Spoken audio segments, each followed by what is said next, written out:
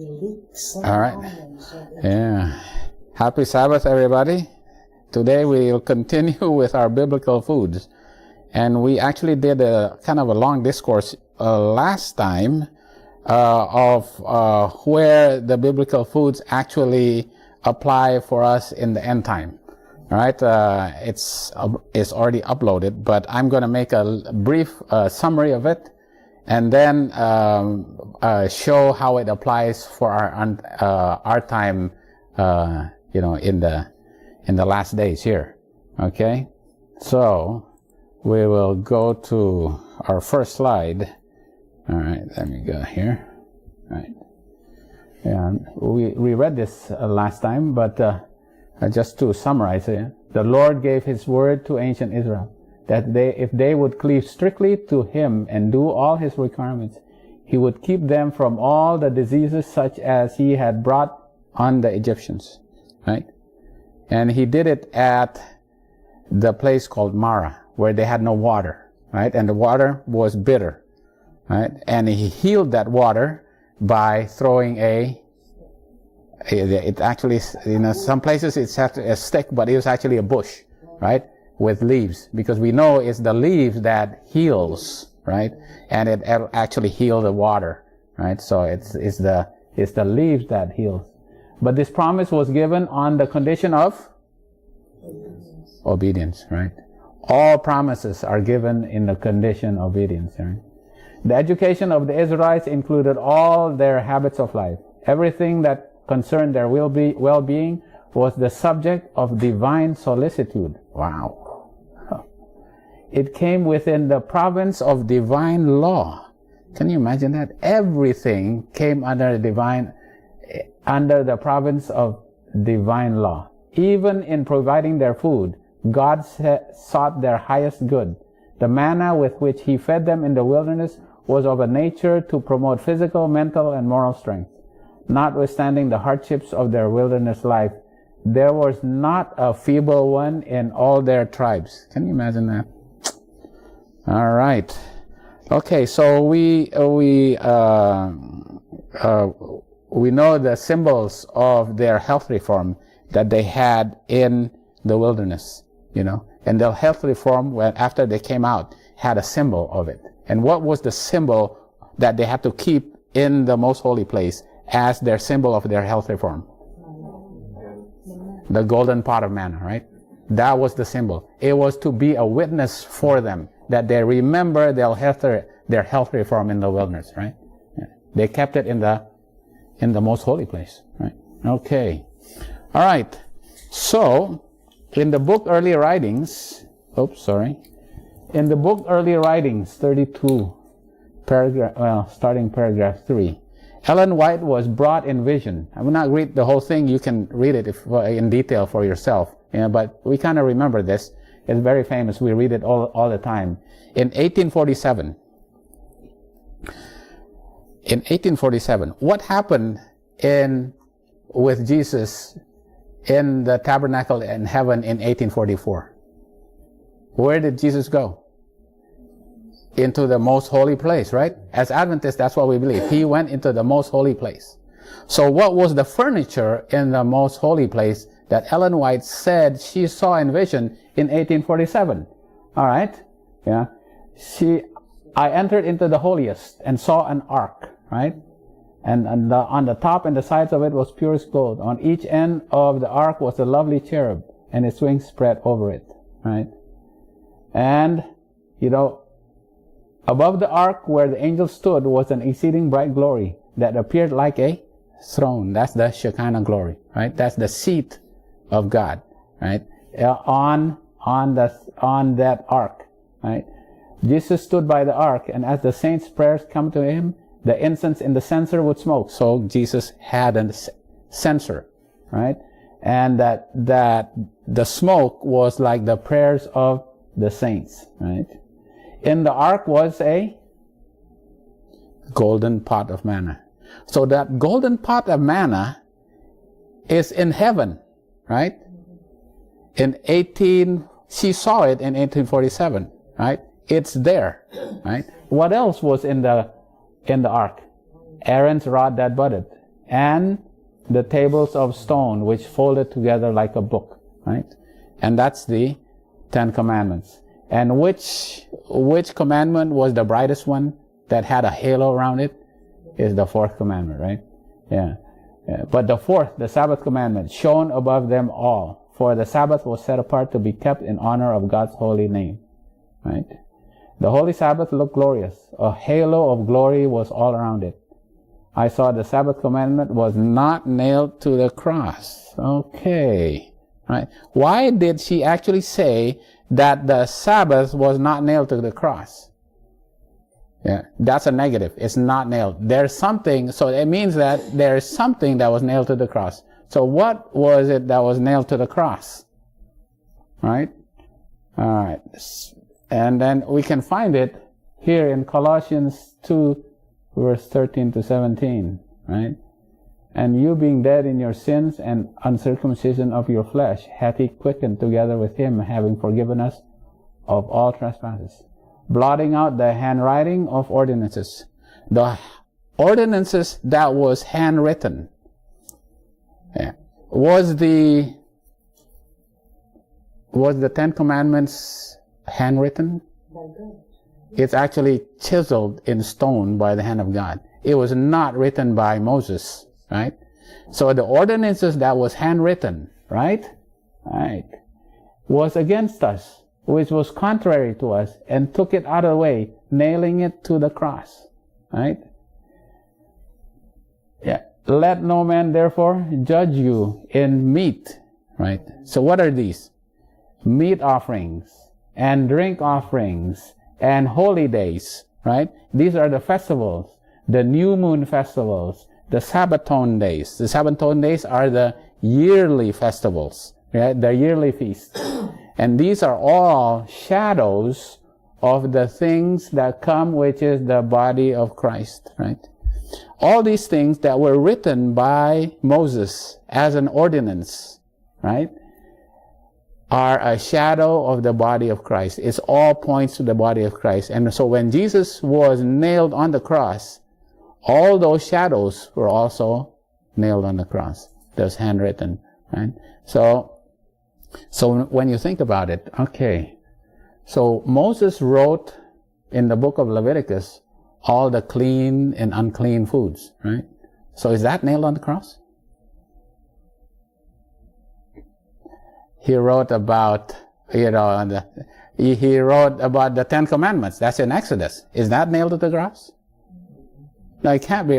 Why? Because the 10 Commandments is right there. It's still in the ark, right? So what about the health laws? It's in the ark. It's symbolized by the golden pot of manna, all right? The golden pot of manna. All right, so let's put it for us now as to how it applies for us. This is what happened to them during their walk in the wilderness, right? They came out of Egypt, and they actually eventually ended up in they had to get to Canaan, right? But in the meantime, they came to the place where they had the health reform, and God said, okay, well, you don't have manna right now, but for now you can have quail until you have manna. All right? But then he gave the 10 Commandments here at Mount Sinai, and he gave all the health laws there, and he gave the sanctuary message there, and everything that was written down by Moses was given at Mount Sinai. So all these statutes were given, and when they all knew what the law was, and all the health law was given, they had to understand it and they had to apply it. But the problem is that when they got to Kibroth Hattaavah right here, when they got to Kibroth Hattaavah, they still lusted for fish and leeks and onions. And so God gave them quail, right? And when they wanted to eat the quail, they all died, right?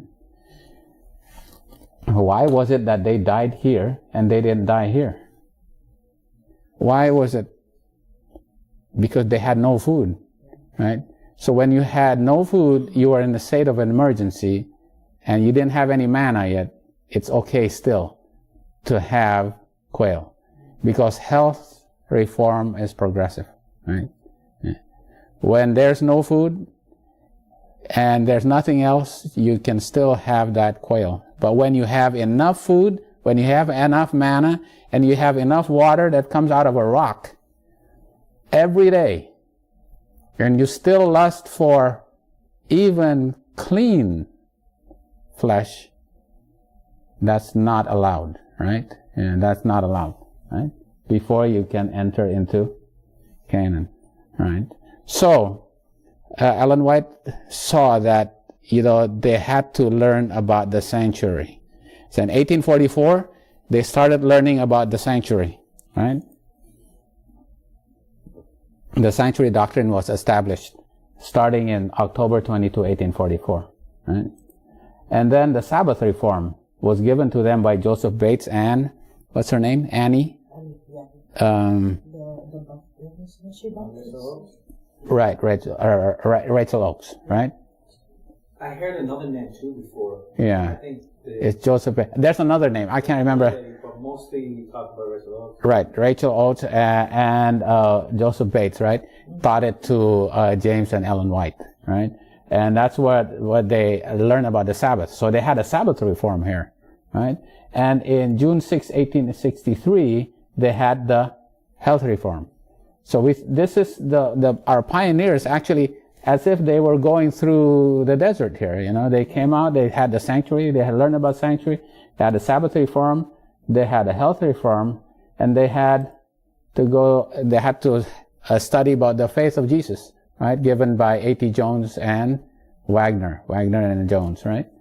And then in 1888, 1890, there was a threat of a Sunday law, because there was threat of a Sunday law.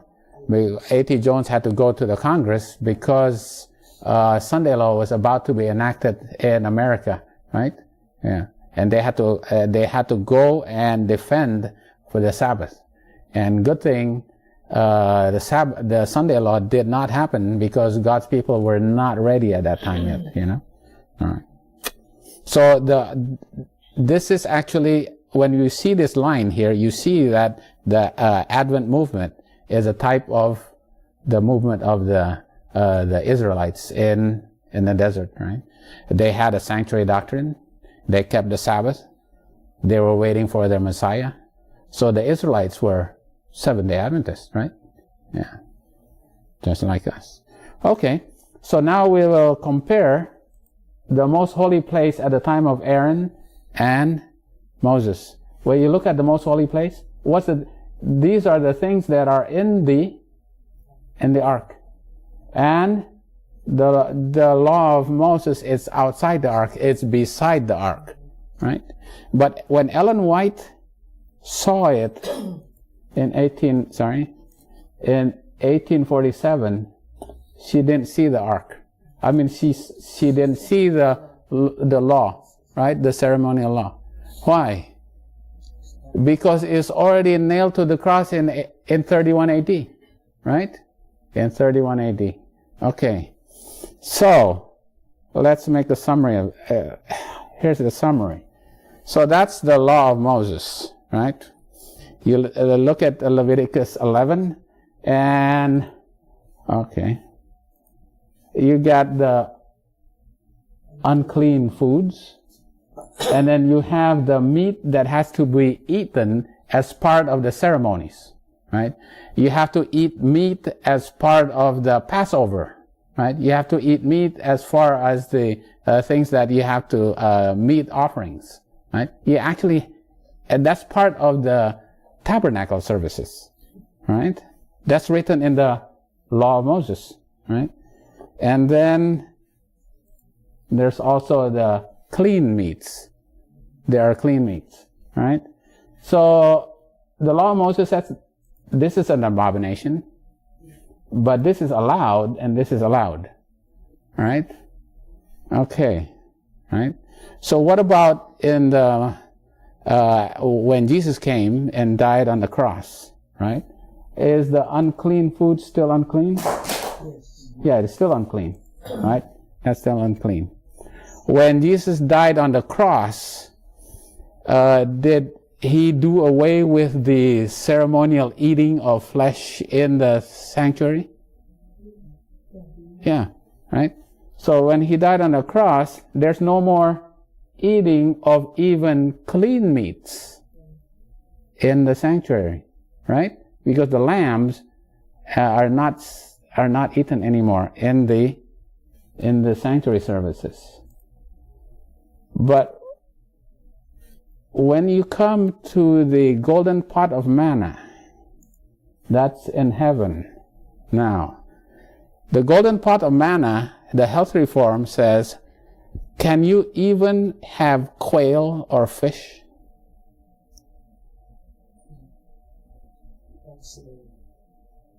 Quail and fish, which is clean meats,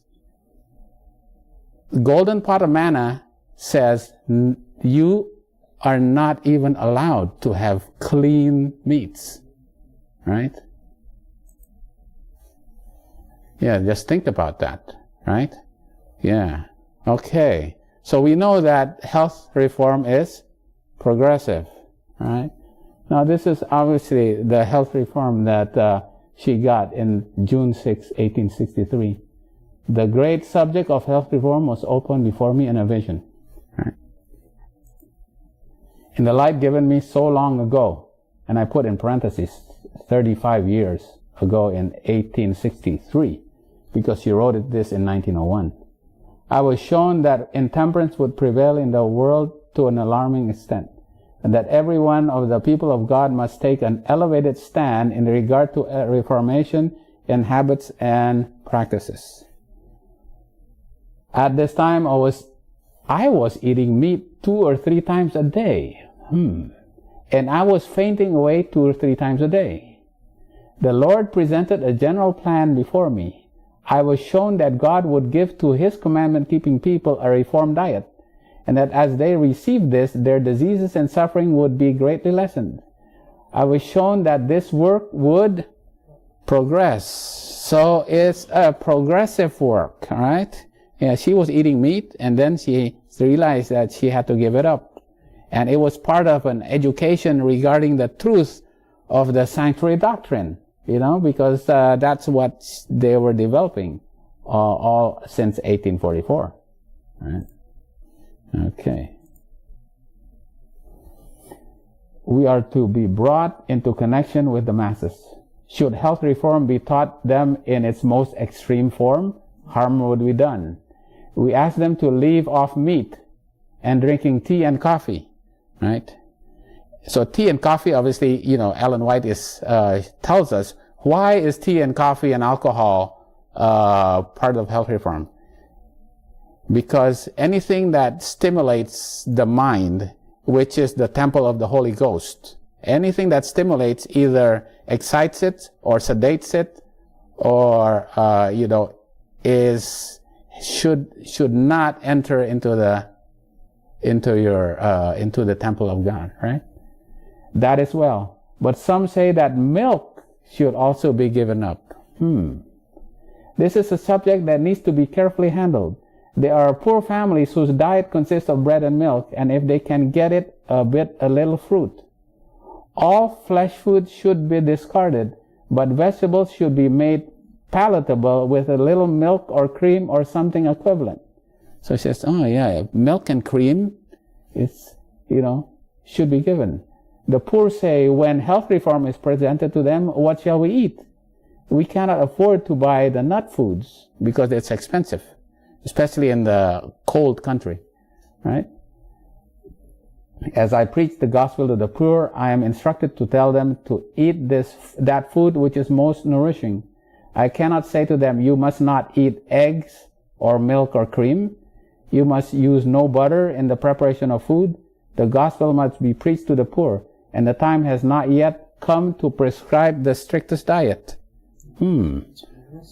It's progressive. So even, so when you see here, it's not time to give up egg, milk, or cream. In 1901, she was saying, right? But flesh you should give up, right? Even clean flesh, right? Okay. The time will come when we may have to discard some of the articles of diet we now use, such as milk, cream, and eggs. There will come a time when you need to give up milk, cream, and eggs. But my message is that you must not bring yourself to a time of trouble beforehand. Right? It's related to something associated with a time of trouble. But thus afflict yourself with death. Wait till the Lord prepare the way before you.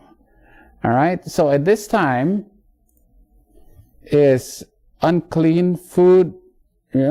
Unclean food is out. Right. Unclean flesh. Right. What about clean flesh? Clean flesh is out too. Right.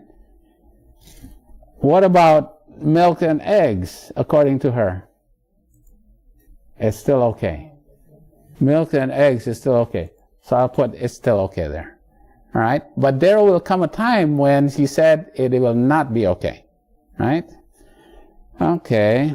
So obviously I said, when will that time be?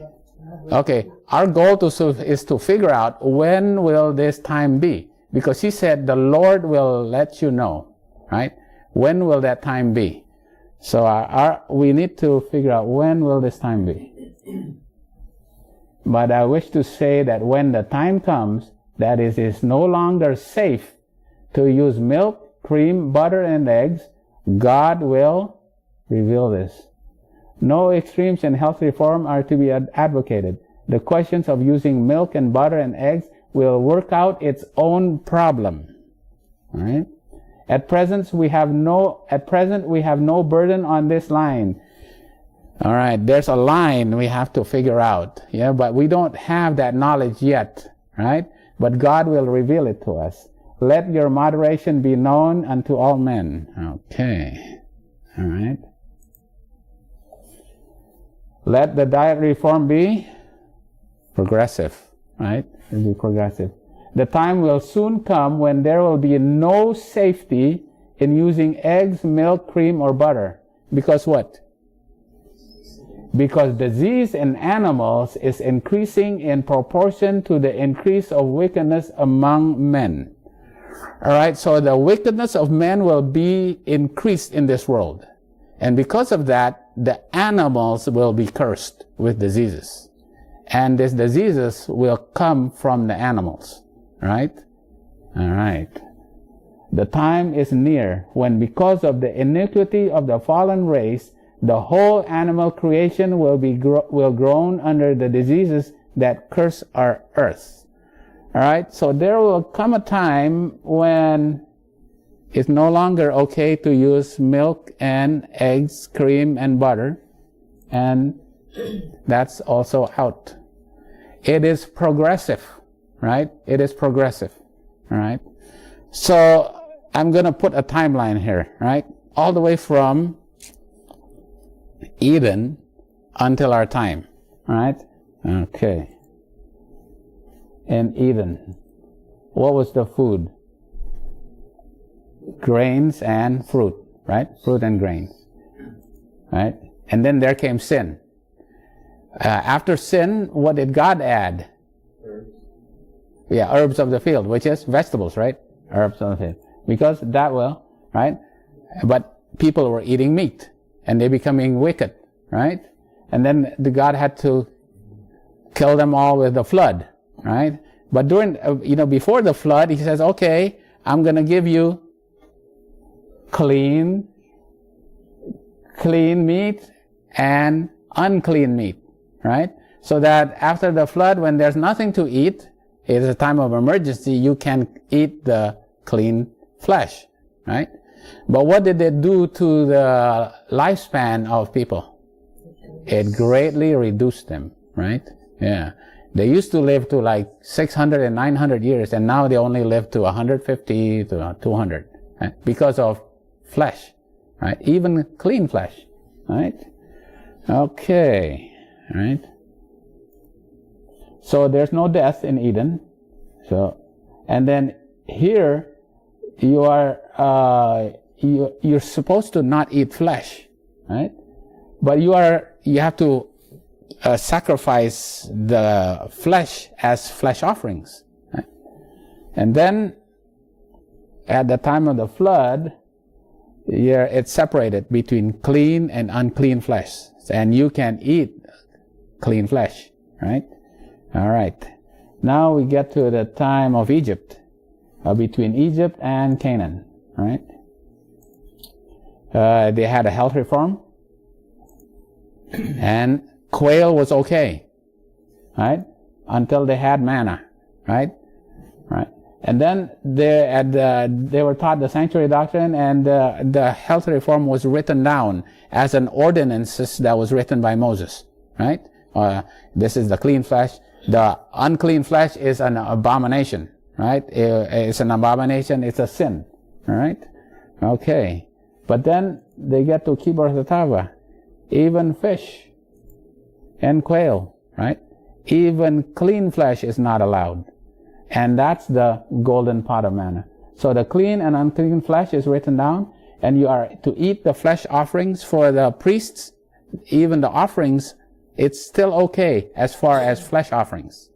But eventually there comes a time when there's not even clean flesh is allowed before you get to Canaan. And this is the golden pot of manna, that not even clean flesh is allowed. All right. So now let's get to the time of Jesus. Right. At the Last Supper, he says, "I have a new covenant." Right.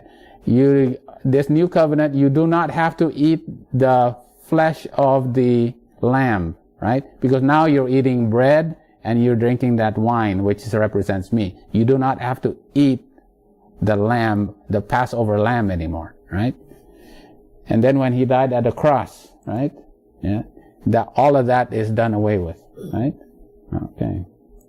And now that he's in the most holy place, there's a golden pot of manna, right?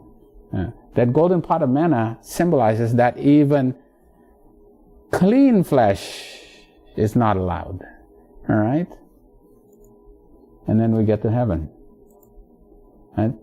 No ceremonial flesh eating, no more eating Passover meat, right? Here, no more flesh offerings, right? Not even clean flesh, as symbolized by the golden pot of manna. But what's here then? It still has to be progressive. Somewhere between 1844 and the time we get to heaven, there still has to be a health reform. From 1863, right? There has to be a time when we have to give up even eggs and milk and cream and butter, right?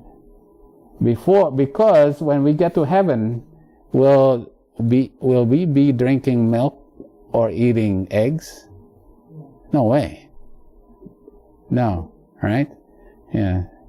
Okay. So when do you think this time is? When all the animals are cursed. When do you think will be when the animals are cursed and it will not be safe for us to eat eggs and drink milk? All right. Okay. I'm gonna put it. Right. We are living in the time of the end. The fast fulfilling signs of the times declare that the coming of Christ is near at hand. The days in which we live are solemn and important. The Spirit of God is gradually but surely being withdrawn from the earth. Plagues and judgments are already falling upon the despisers of grace of God. Right. The calamities by land and sea, the unsettled state of society, the alarms of war are portentous. Right? The signs of the times. The plagues are already falling. Right? Even now, the plagues. So, it's not the time, this is not talking about the 7 last plagues, right? No. So what plagues are actually falling now? Alright? It's a type of the 10 plagues of Egypt. the 10 plagues of Egypt are actually a symbol of what's happening now, right? The 10 plagues of Egypt. And when you look at the 10 plagues of Egypt, look at the last 7, right? 1, 2, 3, 4, 5, 6, 7. These last 7, number 4 to number 10, why are they important? Why is the 7 last plagues important of the 10 plagues of Egypt? They do not fall on people who live in Goshen. They only fall on people who live in the cities, right? So those who are in the country, in Goshen, do not have to suffer the last 7 plagues. Right? All right, look at number 5. No, sorry, 1, 2, 3, 4, 5. What's the 5th one? The diseases that happen to the animals, right? This is the diseases that happen to the animals. This is the plagues, that's number 5. What's the number 6? This is the boils and the blains that happen to the people. Right? So animals will get the diseases, the animal world is cursed. And then people will get diseases. And then you will have the hail and the locust. This will wipe out the food supply. Right? Okay. And then there will be darkness, and there's come a sword. The sword is a symbol of war. Right? Okay. So you have pestilence, which is illnesses, right? Sickness in the animals as well as the humans. Right? And here is the famine. You got pestilence, famine, and you have a sword, like a war. And then the leaders of the countries, which is the powers of the earth, will be shaken. The earthquake is actually the powers of the earth being shaken. Right? That's what Ellen White says. It's a symbol. So it's like the earthquake here. Right? This is actually Matthew 24. There's going to be rumors of war. Right? This is Matthew 24. There's going to be rumors of war. Right? And there's going to be quaking of the powers of the earth in the diverse places. The leaders of the earth are going to be scared. Why? Because there's going to be there's going to be rumors of war, there's going to be famines, and there's going to be pestilence. Right? Before you are going to be persecuted for God's name. And what is that? When will you be persecuted for God's name? That's a Sunday law. These things are going to happen before the Sunday law. But remember, if you look at this line, you know that animal diseases are going to come around this time, right? So animal disease is going to keep coming around this time before the Sunday law. And according to Luke, all these things will happen again after the persecution, meaning that's the 7 last plagues, right? So the 7 last plagues will happen before Jesus comes, right? Because this is the pestilence, this is the famine, right? There's the blood of the waters and the sun that will scorch the earth. There's not going to be any vegetations. There's nothing to eat anymore. There's going to be famine, right? And there's going to be Armageddon. There's going to be warfare. So all of this is essentially a repeat of what happens here. And that's the last 7 plagues, right? Okay. So what does this mean to us? There's going to be a time. So I'm going to specifically show what is actually in the diseases that we get from eggs and milk, right? Okay. Now here's the practical part for us, right? And Ella, you studied this already.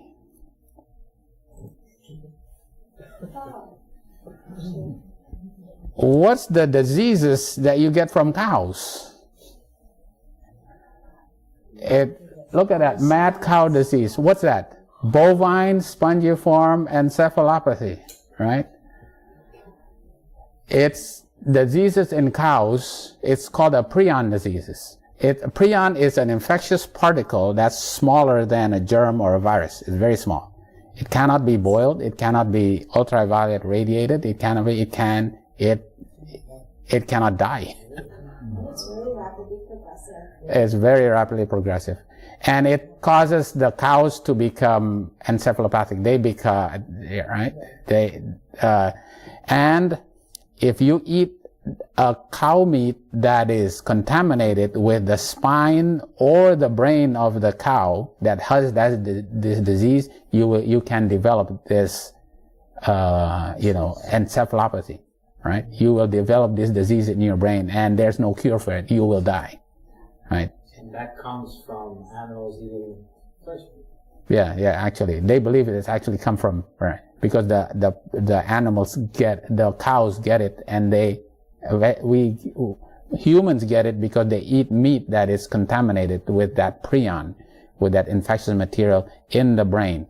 Because when they slaughter the cow, the brain and the spine will contaminate the meat too, right? Even though you don't eat their brain, it can still contaminate. But that's a disease that comes from the cow, all right? Just because I'm an infectious disease, the things infections that you get from cows, all right? Tinea saginata. That's a worm, right? It's a worm that is in the cow, and it will get into the meat, in the flesh, in the muscle of the cow. So when a person eats the meat, the egg that is in there will come and go into your intestines, and you will have worms called Tinea saginata. You will be worm infested, right? From cows, right? Okay. What else what about from chickens? I get this from the CDC and the WHO, and they have nice pamphlets, so I just downloaded this. What can you get from chickens? Specifically raw chickens. You carry Salmonella, Listeria, E. coli, Campylobacter, Yersinia, all kinds of diseases in raw chicken. The problem is that you said, okay, big deal. I cook the chicken. But what about when you prepare the chicken? Your cutting board, your knives, your utensils are contaminated with that chicken, right? Even though then you put that chicken into the oven, sure, you may kill the germs, but your utensils, everything is still contaminated. So you can still get these infections even after eating. You say, well, I ate the chicken that's already cooked, right? But it still can be contaminated. And in milk also, right? The germs that are linked to raw milk, Salmonella, Listeria, E. coli, Campylobacter, right? A lot of infections are carried by milk, right? Clostridium perfringens. For me, it makes a big deal because these type of infections I have to deal with, right? Salmonella. A lot of people get salmonella. You heard of salmonella, food poisoning, yeah? And a lot of it comes from not only milk, but the chicken and beef, right? Chicken and beef. All right. Okay. What about eggs? Can you get infections from eggs? I mean, it's in a shell. How does the germs get in there? Right? Think of it. Right? The chicken is contaminated with salmonella. Right? Their whole body, even their ovaries, are contaminated with their whole body. Their reproductive system is contaminated and infected. So when the egg develops in them, the germ also gets inside the egg while it's being produced inside the egg. So you can still get that germ inside the egg even before that egg comes out. And even while it goes through the reproductive system, outside the egg is also contaminated with germs, especially called salmonella, right? This you can get from eggs. So eggs can give you infections too. Yeah, so, all right. Okay. What else can you get? Infections you can get. All right. Certain infections. But another thing that is becoming a big problem is that the antibiotics that are being used for these animals, what does giving antibiotics do to the germs of the animals? There you go. The germs in these animals become resistant. And now you get resistant organisms. You heard of MRSA? MRSA is a resistant strain of Staphylococcus aureus. And then they said, well, only people who actually have been in hospitals, who've gotten the antibiotics, can get these resistant organisms because they've been exposed to antibiotics. So that's how they get it. But we have a lot of people who have never been in hospitals, who've never actually seen in the healthcare system, who come in with infections that are resistant. And how do they get that? But it comes from the animals that they come in contact with, right? The animals that they eat or they handle have resistant germs in them already, right? So you can get the resistant germs even from the animals, right? Yeah. Okay. All right. So you get infections. You got resistant germs. All right. What else can you get? All right. Let's see here. Okay. Steroid hormones. Okay, this is a big deal because a lot of people are really worried about steroid hormones. But then you said, wait a minute, is that really right? Okay. Because the FDA really restricts, you can't be injecting steroids into animals, right? Yeah. Okay. The problem is that when you drink milk, milk comes from what type of cow? All right, a dairy cow. But what kind of cow? In what state is that cow in? Is it a pregnant cow? Yeah. And a pregnant cow has a lot of hormones. That's why those hormones are supposed to go to the calf. So that hormones make the calf grow. It makes the mother, the dairy, cow have a lot of milk. But that hormone also is supposed to go to the calf so that calf will grow fast, right? Yeah, until it weans and no longer and can eat. But to grow, the hormones is for the calf. The thing is that we drink that milk, right? So here we go. These are, it's a lot of numbers here, but I'm going to just give the summary of it, right? The summary of it. Milk products supply 60 to 80% of ingested female sex hormones. So if we ingest female sex hormones, 60 to 80% of it comes from milk, right? Eggs are a considerable source of any of the ingested steroids and contribute to the nutritional hormone intake in the same order as meat and fish, 10 to 20%.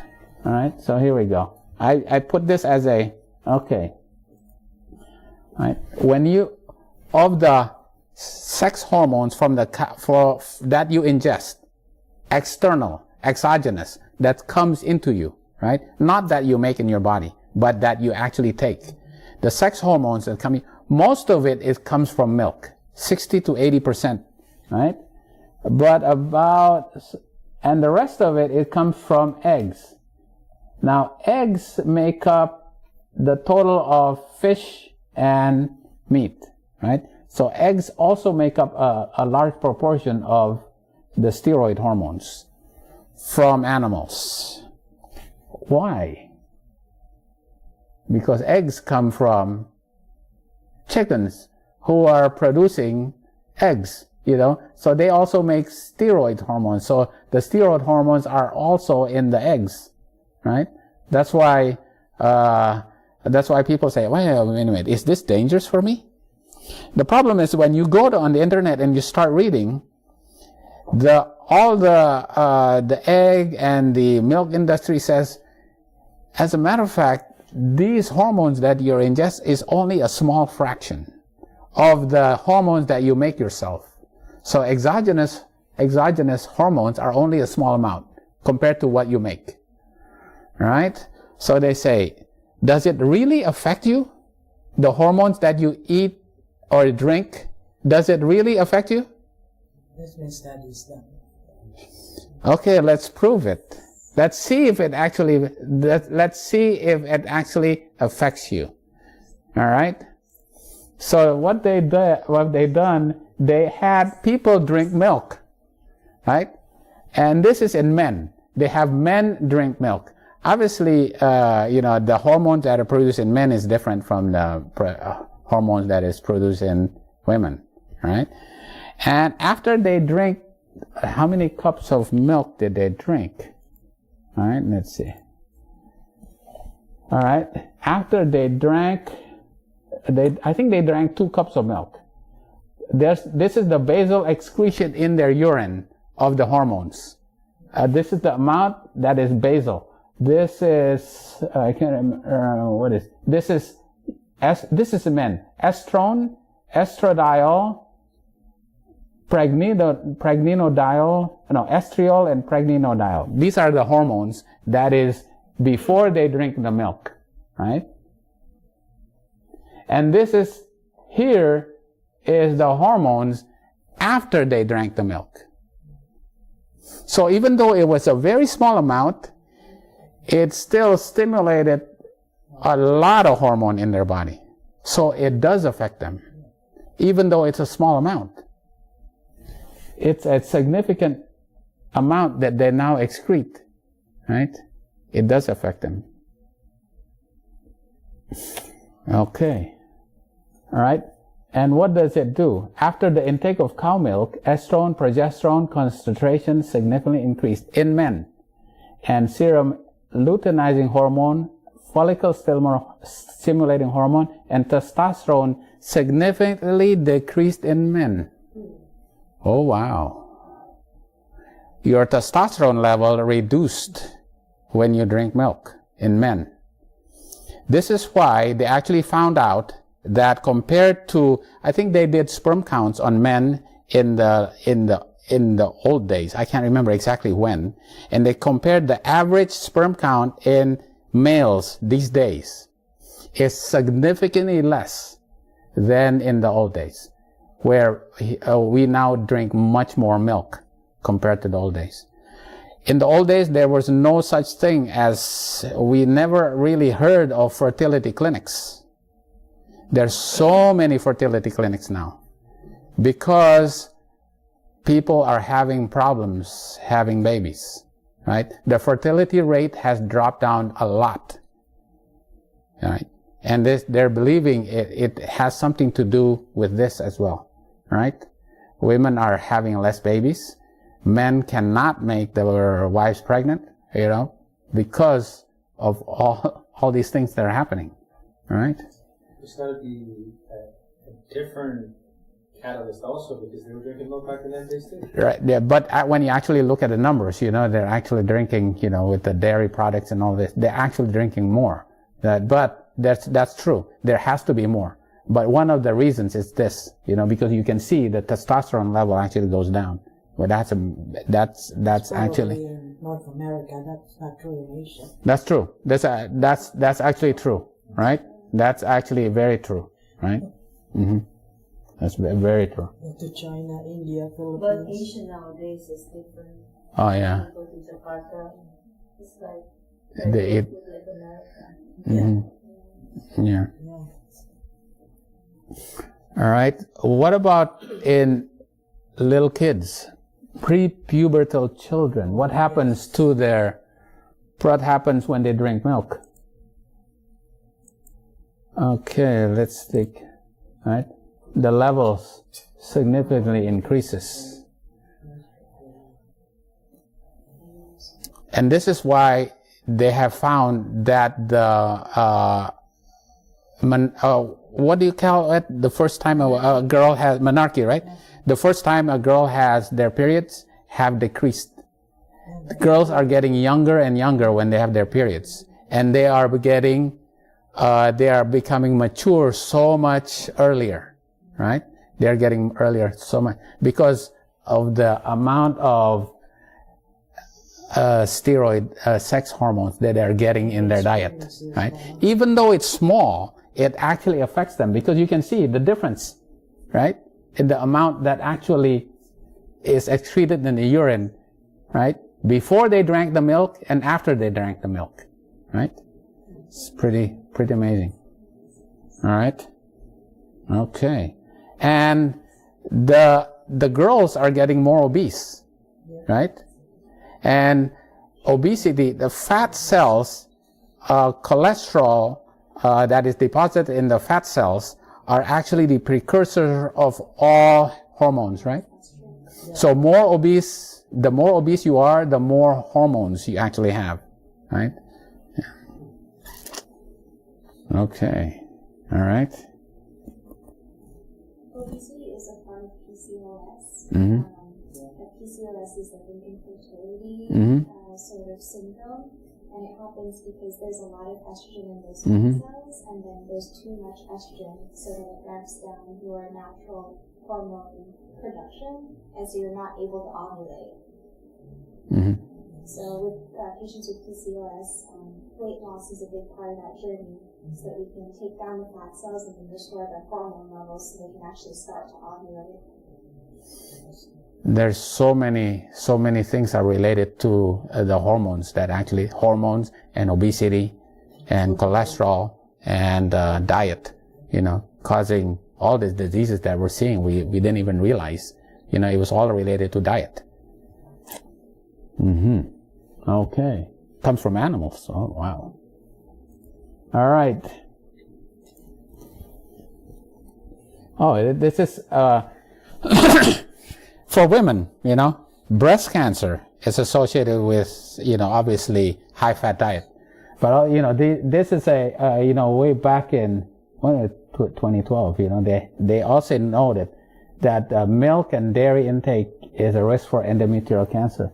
You look at those who drink less than one glass of milk a day, that's a 1, right?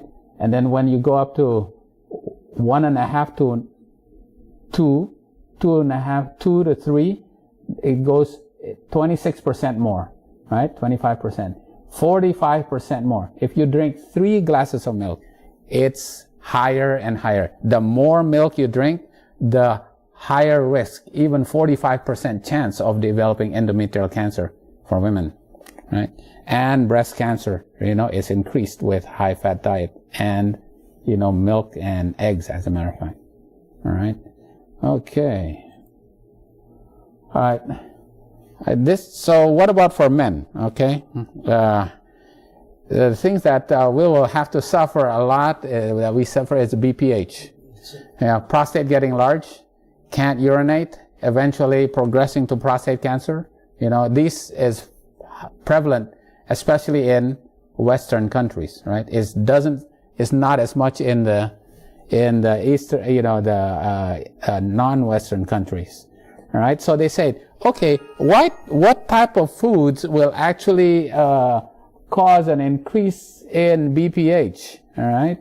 And you can read that, but I put it down kind of because I like to put the graphics. Breads, processed bread, processed bread, right?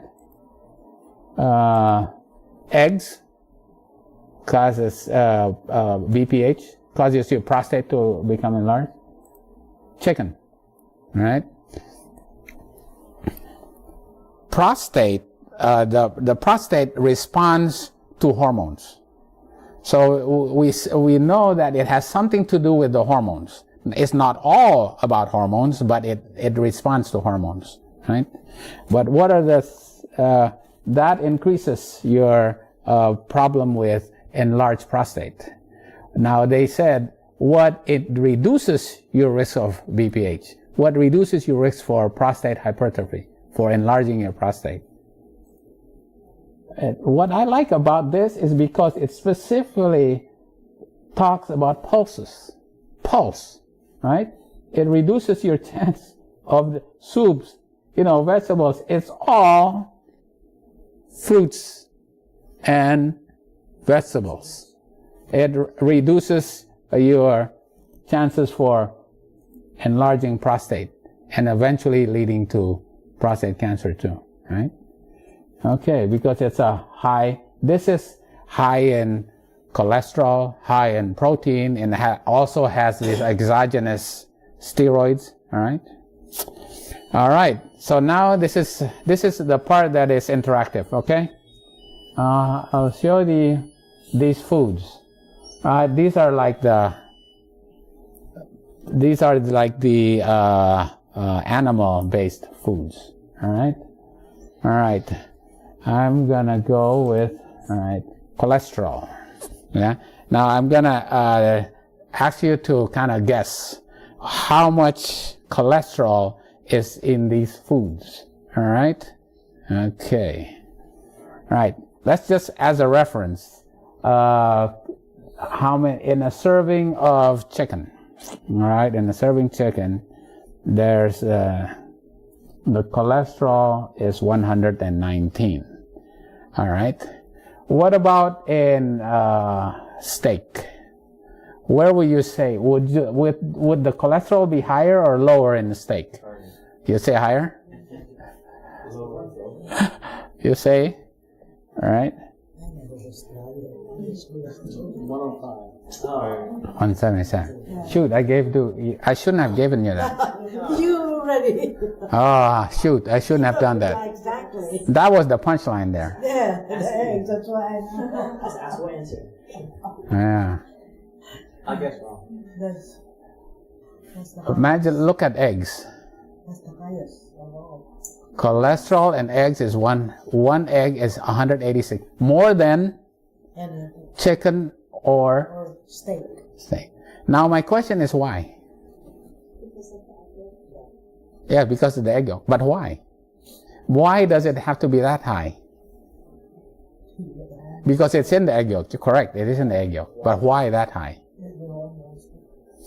Because when the egg is produced, there's no more nutrition or nothing can be added to that egg to make a complete chicken.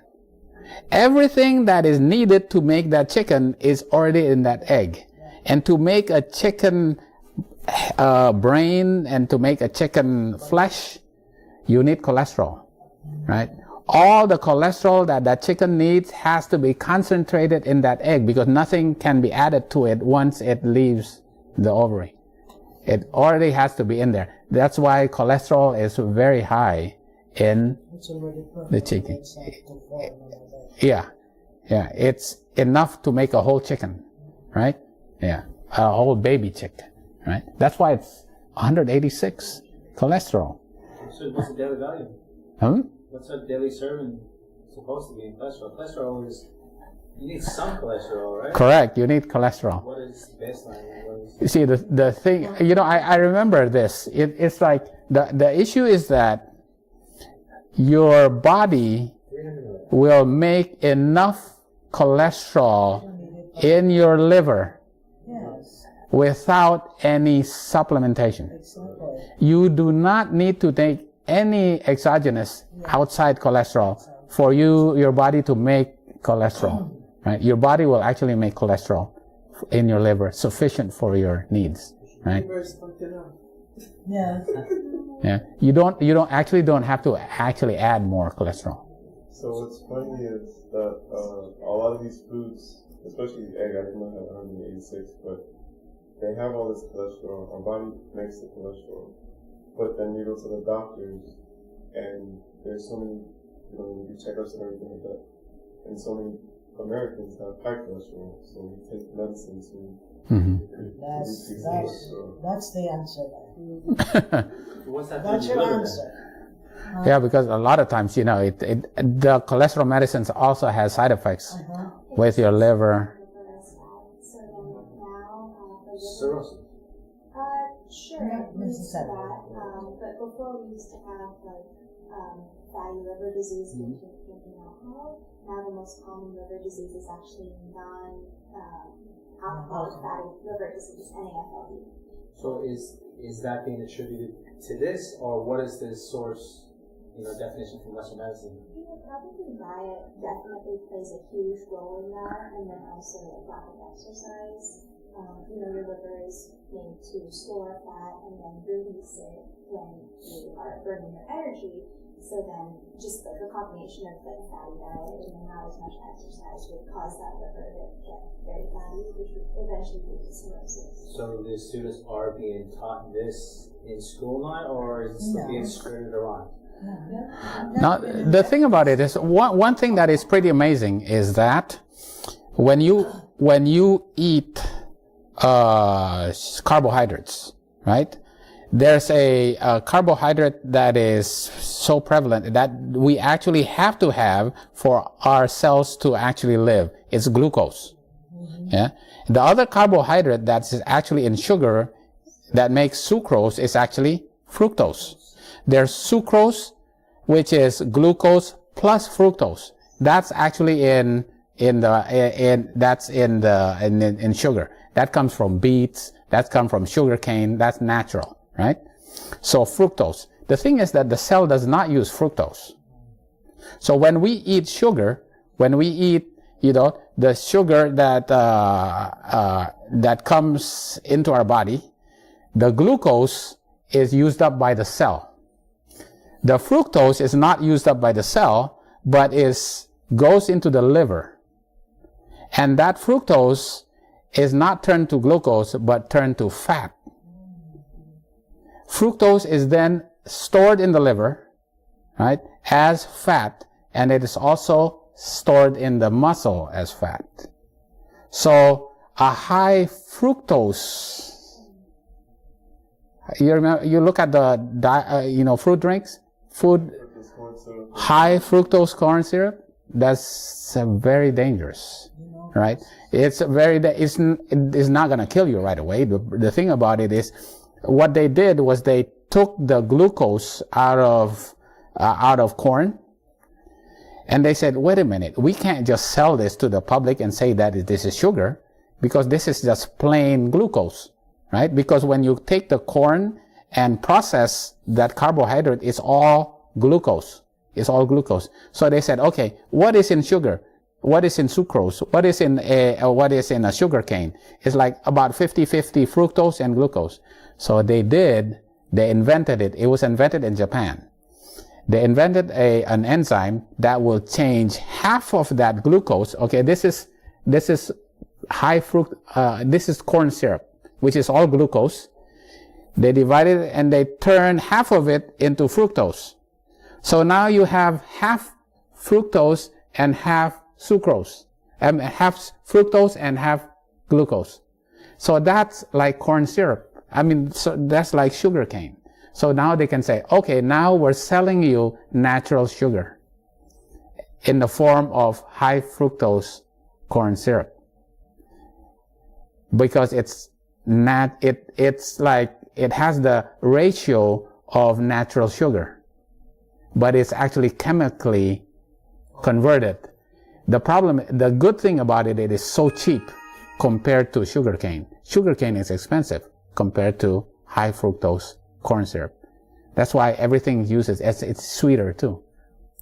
So you don't, but that fructose goes into your liver and is turned into fat. And that's why we have an epidemic of non-alcoholic hepatitis, and fatty liver disease. And a lot of it has to do with the high fructose corn syrup. So the mechanism for fat deposit in your body is only through the liver? Is that how you do? There's a lot of it is there because cholesterol is also manufactured, and high the LDL and all that cholesterol, it comes from, a lot of it comes from it's manufactured in the liver, right? Yeah. Anyway, right here we gotta keep going with this, right? And that's a nice sidetrack. But okay, what about whole milk? How much cholesterol is in whole milk? 86. Oh yeah, it's actually less. Yeah, 33. Egg is nice. What about butter? 7. 100. It's actually 31. Okay. But, the eggs, 186. Yeah. Remember that 186. Tiny handful, 186. All right. Okay. Here are the fruits. These are the fruits. How much cholesterol is in these plant-based foods? 0. There you go. You got it. It is 0, right? This is 0. What about avocado? 0. What about coconut? 0 also, right? It's 0. Where's my 0 here? Okay, there's a 0. Okay. A liver produced cholesterol. Yeah. All right. Okay. What are the bad fats? Okay, cholesterol is kind of, we always think of the dangerous fats, right? The dangerous lipids, right? What about the saturated fats?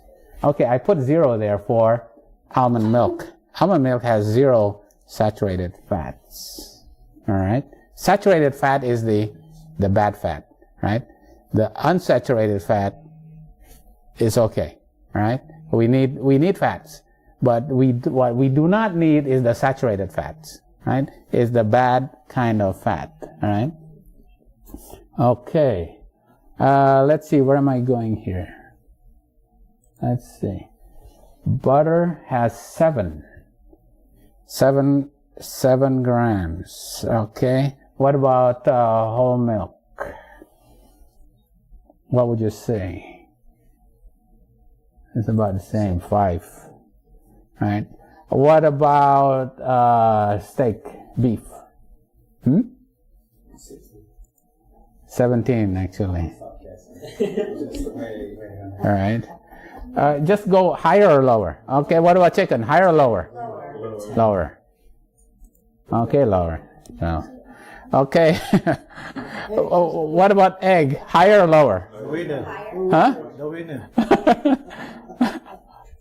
Extra 2. Saturated fat. The bad thing is cholesterol. The bad thing in what is cholesterol? All right. Okay. All right. Okay. Here's the kicker here. What about coconut? Interesting. Higher. It's higher than eggs, right? Yeah. It's got to be higher than eggs. But how high? Less than beef? 30. 10. 24. Avocado 2. Now I didn't put palm oil there, Saturated fat, right? So if you have problem with your heart, if you have cholesterol problems, if you have heart disease, it is already, doctors will tell you that you need to also eliminate tropical oils, right? Because tropical oils, even though it's plant food, it has saturated fats. If you already have problems with your cholesterol, right? You can look at that, it's 24, yeah? And this is what the egg industry goes, oh, see, it's only got 2. It's okay. Well, they didn't tell you about the cholesterol, it's 186. Now, this one I learned yesterday with Archie. What about a duck egg? How much cholesterol is in a duck egg compared to a chicken egg, would it be higher or lower? Higher. How high? 300. That's a good guess. I'll go with that one. You say 3. What about 2? How high? This is pretty amazing. It's 620. 620 milligrams of cholesterol in one duck egg. Why so much more? Wow, I don't know. I gotta research that some more. And if you look at That's why- duck is That's why no it's a good food. balut. In a very good duck is a no-no. So it's What is the measurement? Huh? Micrograms, milligrams? Milligrams. This is milligrams. This is one egg. Well, the ducks are bigger. Yeah, they're also bigger. But some people say duck meat is more, maybe fatty or something like that. Yeah, more fatty, right? I just learned that yesterday while we were driving on, listening to the podcast. All right. Okay. All right. Okay. That's, so we covered the men, women, children. Okay. Let's see. We'll stay with all right. High school dietary dairy intake and teenage acne. All right. This is a study that they did. They looked at the epidemiology of the Western society. They say that, well, in the Western countries, there's a lot more of people with high cholesterol and heart disease. But they also say that acne is also a problem with people who have a Western diet. So acne, for some reason, is associated with heart disease and high cholesterol too. And they say, where is that correlation? All right. So they look at here, Yeah. We found a positive association with acne for intake of total milk and skim milk. Total milk and skim milk. Skim milk and total milk. Wait a minute. Skim milk is what? No fat? It's low in fat. So there has to be something in milk that triggers acne, even though it's low in fat. So it's not necessarily just fat that's causing acne. All right? Because we see, wait a minute, total milk and skim milk, it can still causes acne. All right? All right. So it can't be just fat. There's something else that's causing a problem with acne in the Western countries. All right. So they found this enzyme, and this is probably just found not long ago, because I definitely did not learn this in medical school. It's called mTOR. It's called the target of rapamycin. So they call it TOR, target of rapamycin, right? mTOR is a mammalian target of rapamycin, right? All right. Okay. It is an enzyme that is found in all cells, and it's highly conserved because it's the same. This enzyme is the same in worms, in plants, in flies, in mammals. All these, beings have this enzyme. It's the same. It's highly conserved, right? They all have it. Right? And what happened is that when they give this rapamycin, they found it in the Easter Island. So they go all over the world. They're trying to find things that can kill germs, right? Kill funguses. So they found this in the dirt in Easter Island. That's why they call it the Rapamune, because it's the Rapa Nui. The people there are the Rapa Nui. So they call it this new drug, rapamycin. And then when they gave it to flies, and they tested on flies, the flies lived a lot longer. So, wow, something is going on here. So they said they found that target of rapamycin, so they called it this enzyme called TOR, right? Anyway, this is a lot of. They found out that it is the central controller of cell growth, right? Okay. All your nutrients and growth factors and cellular energy and all this stress controls your cell growth. And through this enzyme called TOR, right? Because this then eventually controls your cell growth, metabolism, homeostasis, autophagy, right? Cell death, right? Because when cells live, it also has to die. Because if it continues to live and live and live and never dies, what happens? You get cancer. Because cancer is essentially an infinite growth of a cell that doesn't want to die. It just keeps going, right? Just keep growing and it doesn't die.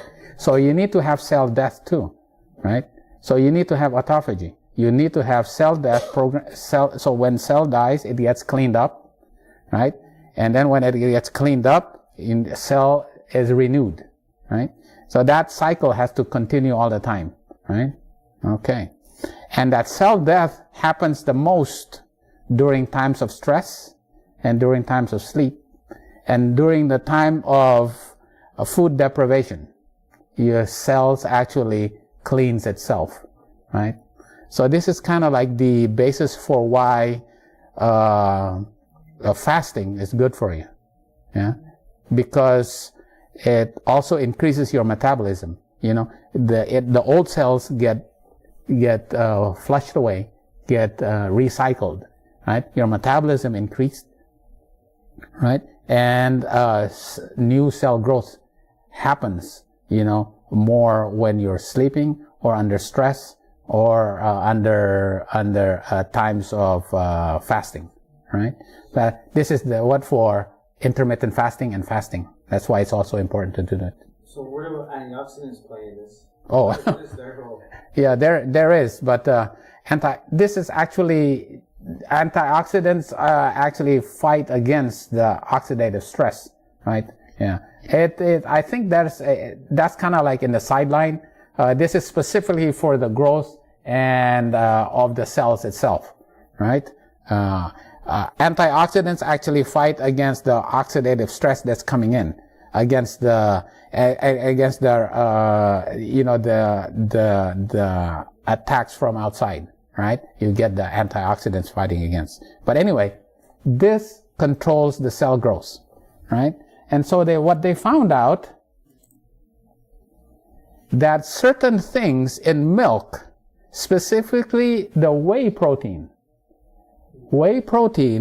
increases insulin and IGF, which is important for the growth of babies, right? But the problem is that when you continue to give the whey protein, you heard of whey protein, right? The muscle builders, they all like that, you know, because it actually promotes growth, right? But it's good for babies who are growing. But it also promotes acne, because acne is actually an overgrowth of oversecretion of the sweat glands, which makes sebum. Is the type of sweat that you make, and it gets clogged in your pores, right? So it continually grows. It doesn't stop. It just promotes cell growth. It promotes, you know, the growth. And you don't want continued growth. You need to stop, you know, after neonate. You know, you don't want to keep growing, you know, right? So they found that the whey protein-based products, you know, promotes acne. Okay, what kind of protein? Isn't protein? Animals, flesh animals have protein. So does plants. They have protein, and the building block is amino acids. Amino acids are amino acids. What's the difference? What's the difference? All right. They found out is leucine. There's a certain amino acid called leucine. It's also in plants, but it's very high levels in animals, right? Animal products. So it's the amount of amino acids. So when you say, okay, the flesh or the milk has quality protein, right? That's not exactly correct, because all amino acids are needed, but the amount is what causes the problem. If you have a high amount of this too much leucine, too much of this amino acid, it triggers this TOR, right? And causes multiple certain diseases that continues to grow, such as cancer, diabetes, atherosclerosis, and even acne. This is pretty amazing, right? All right. So and they found out that when you fast, it's not specifically because of restricting the amount of calories, but you're restricting the amount of protein. So when you restrict protein, you will reduce this TOR, the activity of TOR, and you reduce, right? So when you do intermittent fasting or you do fasting, right? It's not necessarily all about reducing the amount of calories, but reducing the amount of protein that you take. That actually improves your health, right? Reduces risk for cancer, reduces atherosclerosis, even reduces acne, right? Anyway, there's a lot of material, okay? All right. But anyway, that's pretty much the all the information. There's a lot more information, but I just needed to make sure that we kind of connected with what the progressive health reform that we are facing now. We get away from the unclean foods, right? The tea and coffee and alcohol. But when it comes to the most holy place, it's the time right now of the health reform of the golden pot of manna that is in heaven right now, because that principle shows that it's time for us to even push away the clean flesh. But it's even progressive. Ellen White says it progresses even more, because at some point we're gonna have to push away milk, eggs, butter, and cheese, right? Because even that will be causing diseases more and more, right? Even though, and all this knowledge that we have now, we know that all the disease that we're seeing now is associated with the animals that are getting more causing us more diseases now, right? Now all these things happen unto them for ensamples, because these Israelites in the desert, right? They were going to, spiritual heaven, right? They were leaving the bondage of Egypt, which is a bondage of spiritual sin, right? They were going from out of spiritual sin to spiritual heaven. That's why they're the spiritual Israelites, and we are the true Israelites. We're the 144,000, right? That's why they're the shadows and we are the substance, right?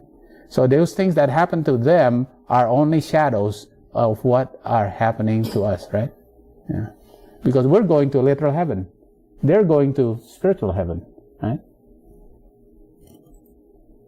For whatsoever things were written aforetime were written for our learning, right? All those things were written for our learning, that we, through patience and comfort of the scriptures, might have hope. So all these things we write down and study. It was written down for us to study, so that we can have hope, and we have the faith to know that we're what we want to defend as our truth. Even in the health message, as Dwayne, you're gonna go out there, and you're gonna learn more about these things, and even the medical part of it. It's going to be right. Yeah. It's going to be practical, because this is what we are told that we're gonna be our work in the end time. It's through medical missionary. which is the entering wedge for the everlasting gospel to the world, right? All right. And that is a more sure word of prophecy. All right. Okay. I'm just going through this.